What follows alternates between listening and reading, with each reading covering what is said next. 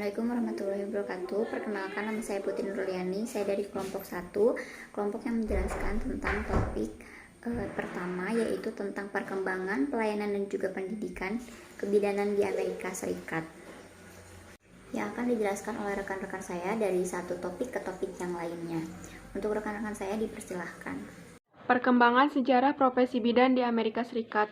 Ternyata bukan hanya di Indonesia, di Amerika Serikat juga pada zaman dulu menolong ibu yang akan melakukan persalinan atau melahirkan dibantu oleh dukun-dukun beranak yang tidak berpendidikan.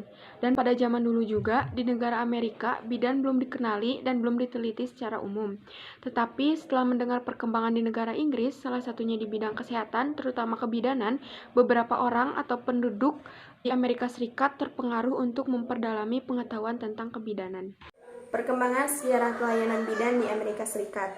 Persalinan di Amerika Serikat secara tradisional dihadiri oleh bidan. Di Amerika, para bidan berperan seperti dokter, berpengalaman tanpa pendidikan yang spesifik, standar-standar atau peraturan-peraturan sampai pada abad awal ke-20. Di Amerika menerapkan sistem home birth, yang mana sistem home birth ini adalah metode persalinan alami yang dilakukan di rumah pribadi dan berlangsung secara normal hanya dengan bantuan bidan saja. Masalah profesi, hambatan-hambatan yang dirasakan oleh bidan Amerika saat ini antara lain: 1. Ada banyak undang-undang baru, direct entry midwife dianggap ilegal. 2. Lisensi praktik berbeda antar negara. Tidak ada standar praktik nasional sehingga tidak ada definisi yang jelas tentang bidan yang telah terdidik dan memiliki standar kompetensi yang sama. 3. Sedikit data tentang direct entry midwife dan persalinan oleh bidan. 4. Kritik tajam dari profesi medis kepada direct entry midwife. 5. Pendidikan kebidanan biasanya berbentuk praktek lapangan. 6. Bidan adalah seorang yang telah menyelesaikan pendidikan selama 4 tahun dan praktek lapangan selama 2 tahun, tapi biaya sangat mahal. Dan contoh lain, pada saat ini, Amerika merupakan negara yang menyediakan perawatan maternitas termahal di dunia, tetapi paling buruk dalam hal perawatan antenatal dibandingkan dengan negara industri lainnya. Perawatan antenatal adalah perawatan ibu dan janin pada saat masa kehamilan. Di sini saya akan menjelaskan masalah regional kebidanan di Amerika. Yang pertama, berakhirnya penggunaan forceps atau alat yang digunakan untuk mengeluarkan bayi saat melahirkan.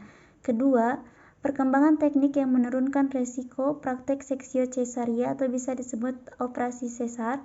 Ketiga, dirintisnya penggunaan anestesia obstetrik. Keempat, upaya mengatasi demam puerpera atau demam periode antara kelahiran bayi dan kembalinya rahim ke ukuran normal. Kelima, munculnya keperawatan modern, dan yang terakhir, perlibatan obstetrik pada praktek kedokteran. Jadi, dari poin-poin tersebut, masalah regional di Amerika banyak mengalami perubahan dari berakhirnya penggunaan forceps hingga adanya perlibatan obstetrik pada praktek kedokteran, atau bisa saja disebut perlibatan penanganan kehamilan dan persalinan pada praktek kedokteran. Pengembangan profesi. Dalam bukunya Theory for Midwife Practice, Rosamund Breyer memaparkan tentang perkembangan pelayanan kebidanan yang ada di Amerika. Breyer menyatakan bahwa yang pertama, tahun 1765, pendidikan formal untuk bidan mulai dibuka. Yang kedua, tahun 1770 sampai 1820, para wanita golongan atas di kota-kota besar. Yang ketiga, pada awal abad 20, para bidan berperan seperti dokter.